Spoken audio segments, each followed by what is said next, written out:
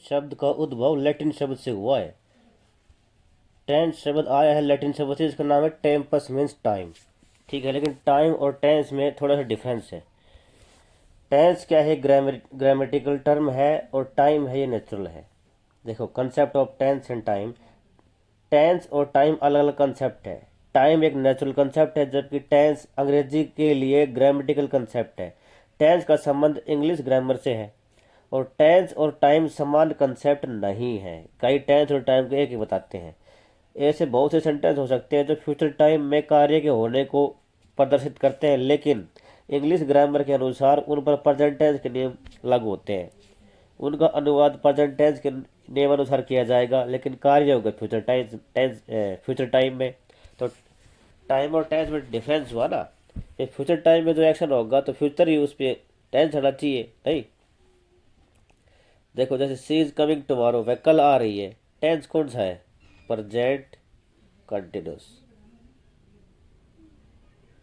Present continuous tense है।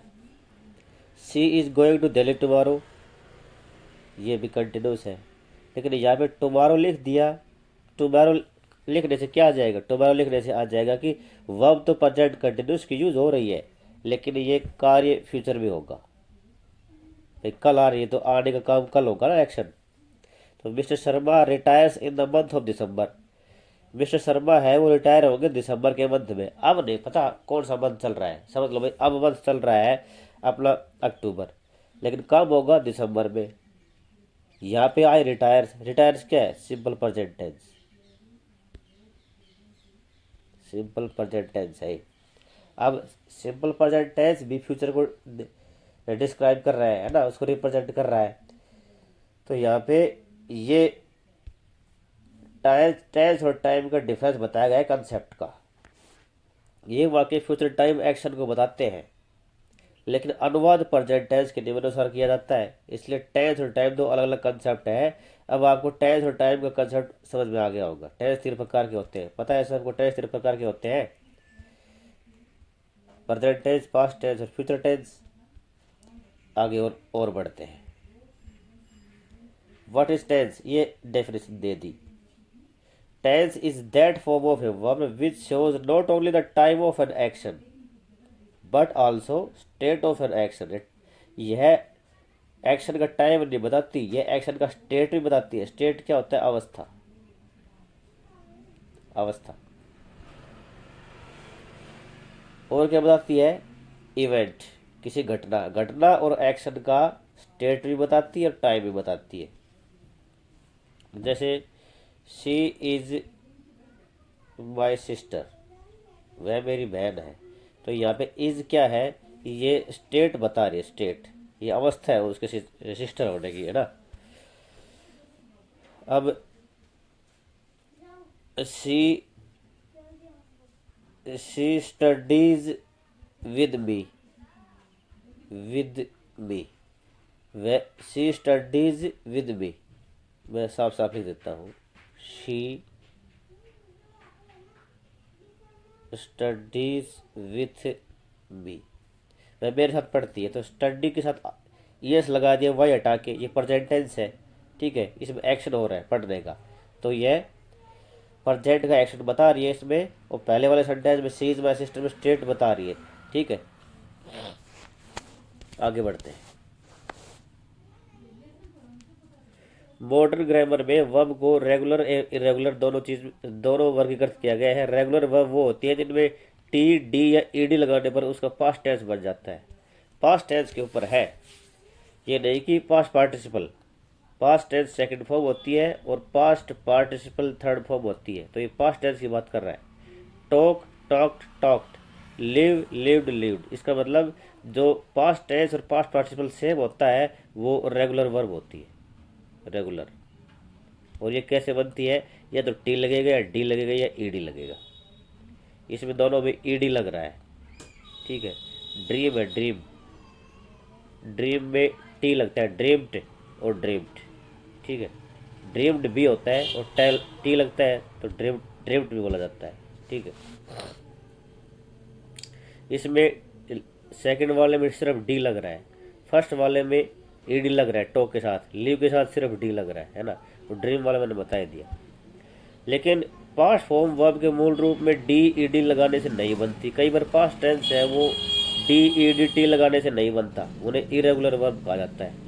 ऐसी verb की पास्ट फॉर्म बनाने के लिए कोई नियम निर्धारित नहीं है, ये तो आपको याद ही करनी पड़ेगी।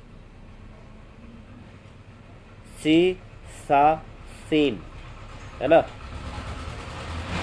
सी सा सीन।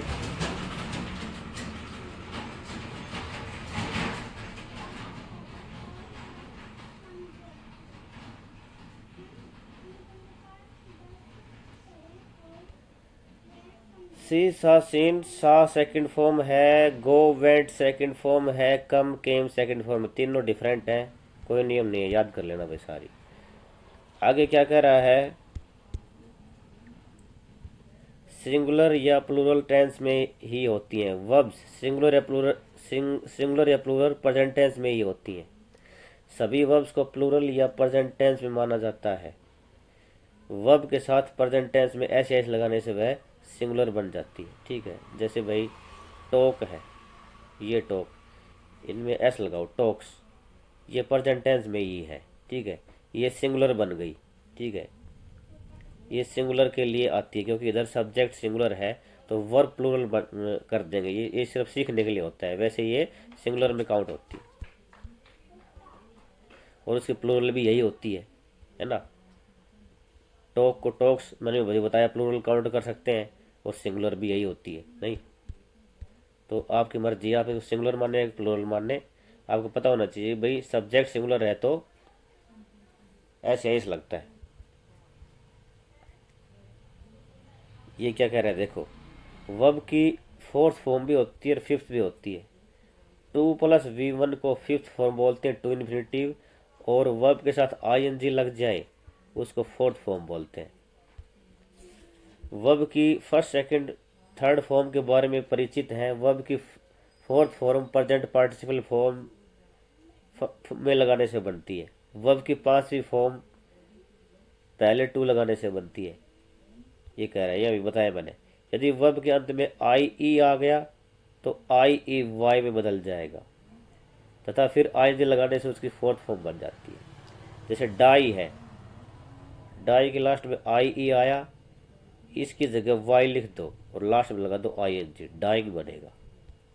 ठीक है, डाई की फर्स्ट फॉर्म है ये, second form died, third form फिर डाइड पास्ट पार्टिसिपल, और फोर्थ फॉर्म DYING बनेगी, और फिफ्थ है टू डाई।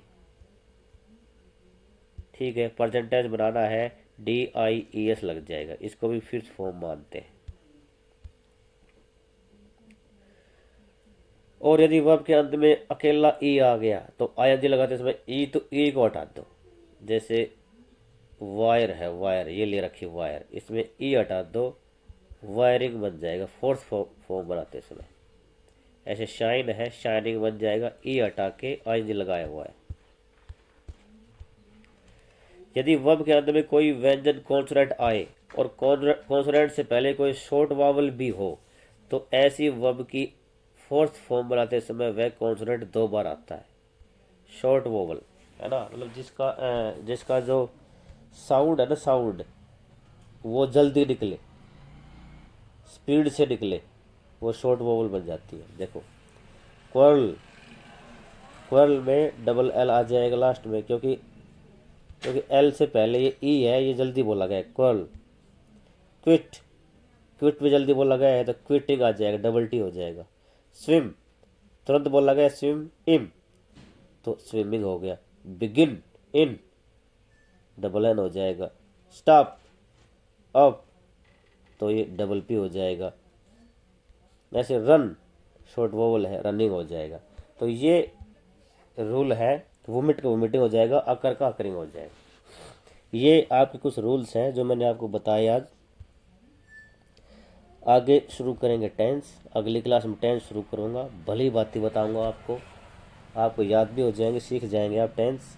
आज की वीडियो में इतना ही। होप आपको ये वीडियो बड़ी इन्फॉर्मेटिव लगी होगी। Thank you for watching it, thank you.